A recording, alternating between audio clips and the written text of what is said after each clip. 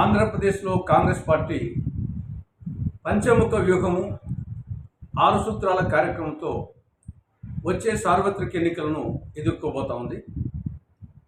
పంచముఖ వ్యూహంలో నంబర్ 1 కేంద్రంలోని బీజేపీ ప్రభుత్వ వైఫల్యాలను క్షేత్రస్థాయిలో ప్రజలకు విడమర్చి చెప్పడం. నంబర్ 2 రాష్ట్రంలో జగన్ ప్రభుత్వ వైఫల్యాలను ప్రజలకు విడమర్చి చెప్పడం. నంబర్ 3 2004 నుంచి 2014 వరకు అంతకుముందు కాంగ్రెస్ ప్రభుత్వాలు ప్రజలకు చేసిన ప్రయోజనాలు మేలు గురించి చెప్పడం.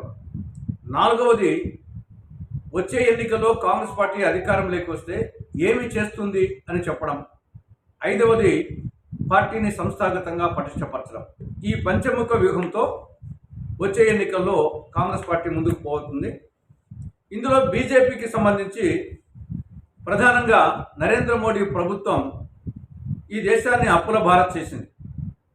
గతంలో కేంద్ర ప్రభుత్వం చేసిన అప్పులు ఎంత, మోడీ ప్రభుత్వం వచ్చిన తర్వాత చేసిన అప్పులు ఎంత అనేది విడమర్చి చెప్పడం. 2వది ప్రభుత్వ రంగ సంస్థలను వీటిని తెగ గత ప్రభుత్వాలు సంపాదించిన ప్రభుత్వ రంగ సంస్థ ఆస్తులను మోడీ ప్రభుత్వము అయిన కాడికి అమ్మేస్తూ ఉంది, దేశాన్ని అమ్మేస్తూ ఉంది, ఇండియా ఇస్ ఫర్ సేల్ అనే విధంగా దాన్ని విడమర్చి చెప్పడం.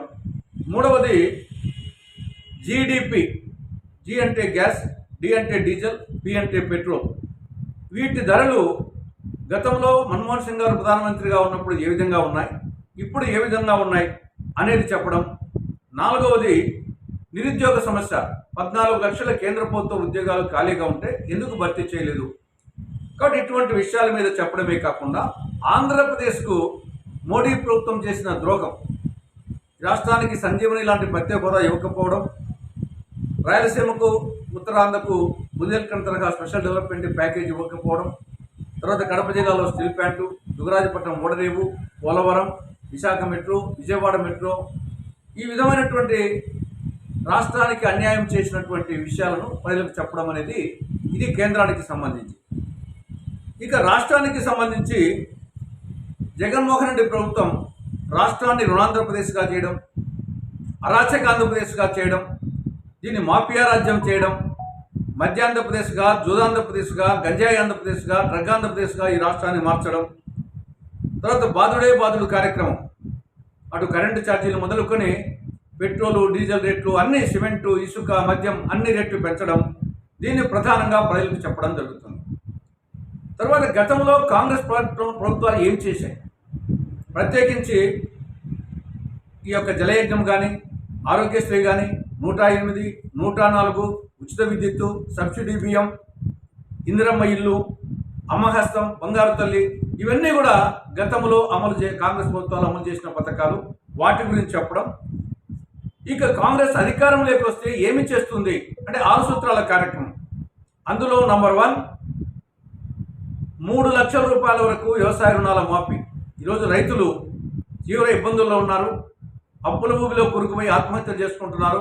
కాబట్టి రైతులను ఇమ్మీడియట్గా ఆదుకోవాల్సిన అవసరం ఉంది. కాబట్టి 3 లక్షల రూపాయల వరకు వ్యవసాయ రుణాల మాఫీ. 2వది వంట గ్యాస్ సిలిండర్ ధర విపరీతంగా పెరిగి గృహిణులు వంటగదిలోకి పోవాలంటే భయపడుతున్నారు. కాబట్టి 500 రూపాయలకే వంట గ్యాస్ సిలిండర్ సరఫరా. 3వది పేద కుటుంబాలకు, నిరుపేద కుటుంబాలకు నెలకు 6,000 రూపాయలు ఆర్థిక సహాయం చేయడం.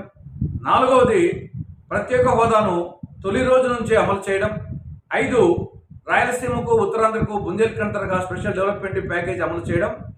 6వ దీని కింద విభజన చట్టంలో పేర్కొనబడి అపరిష్కృతంగా ఉన్న అన్ని సమస్యలు, కడప జిల్లాలో స్టీల్ ప్లాంట్ మొదలుకొని, పోలవరం మొదలుకొని, ఇవన్నీ ఏడాది లోపల పూర్తి చేయడము అనే ప్రధాన అంశాలతో పాటు ఇటీవల తెలంగాణలో